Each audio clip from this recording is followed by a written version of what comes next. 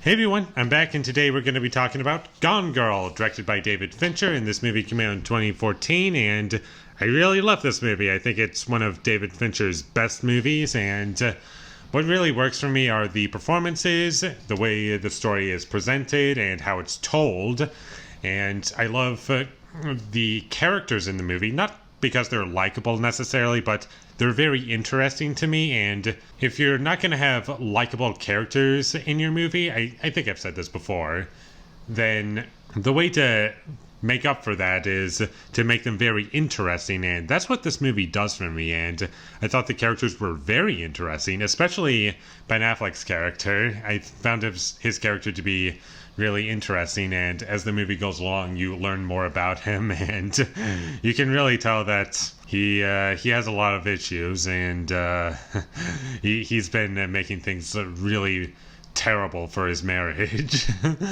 And Rosamund Pike, I thought she was the best part of this movie, and she's amazing in this movie.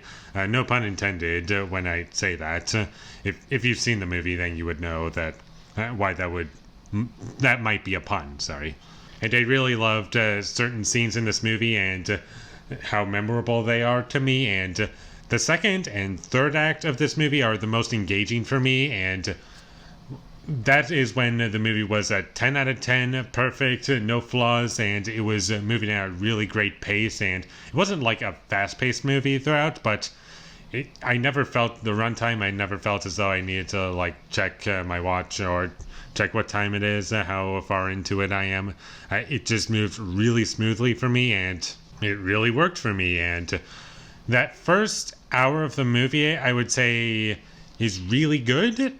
It didn't have me always. I did feel as though there were a couple scenes that were a little stretched out, and it didn't always work for me, but for the most part I thought it was really good. And I don't have many complaints with this movie other than that first act was a little slow, but once it gets going, it grabs you and it just doesn't let you go. And there's some really great performances in this movie, and Tyler Perry is great in this movie, and he was never distracting for me, and he plays a lawyer in this movie, and he's great. And I kind of want to talk about the main characters in this movie. I kind of want to talk about Ben Affleck. I talked about his character already, but I wanted to mention that how even though he's not really a likable character, you learn things about him, and you kind of begin to like him as the movie goes along. And it's like, I kind of like you. I don't necessarily want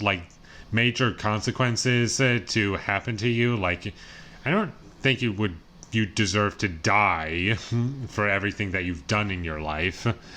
That's pushing it for me, at least. And Rosamund Pike's character, her character is kind of flawed, but you understand her and you like her, even if she's not doing the most likable things. There are redeemable elements to her character, and you at least understand her character, and whenever she makes an action in this movie, it makes sense that she would do it that way. And that's another thing I love about this movie, is that all of the characters in this movie are consistent. They don't break character. Not just talking about the performances, but in the writing process, they feel very consistent. And when a character says something that might be stupid, then I think to myself, that character would say that. Or if they make a mistake, it's not out of character. It makes sense that they would make a mistake. And you can really tell that there's a lot of attention to detail in this movie, and I give David Fincher credit for that, because he is very meticulous with how he makes his movies. He has a great understanding of how everything works, and he knows how blood looks. And in movies like, I think, Zodiac, he used CGI blood, but it looks real to me for the most part. And nothing in this movie really stands out to me as terrible, or at least from the ones I've seen. I think he's a really great director, and he has a great understanding of what would work in his movies. And the music in this movie is really well used, and there's one scene in particular that is really standing out in my head, and I can't just not unsee what I saw. And This movie is not afraid to get violent or intense. I'm not saying that it's constantly violent throughout. It's not like an action movie. It's more just like something disturbing on screen, like there's blood on screen, and it's disturbing whenever it's on screen, and it never comes across as goofy. And that's about all I have to say about Gone Girl in a spoiler-free review.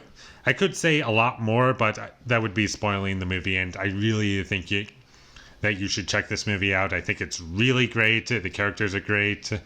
The acting is great.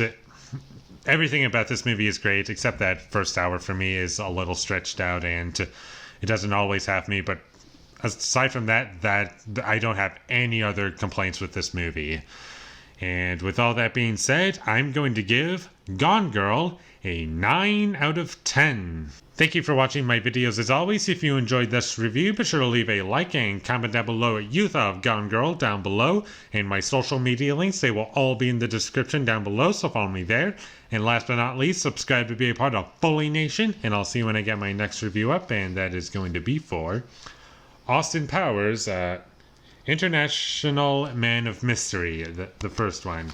I haven't seen any of these movies, so I'm going to be experiencing them for the first time. So, but until I get my review for that up, thank you for watching and have a great day.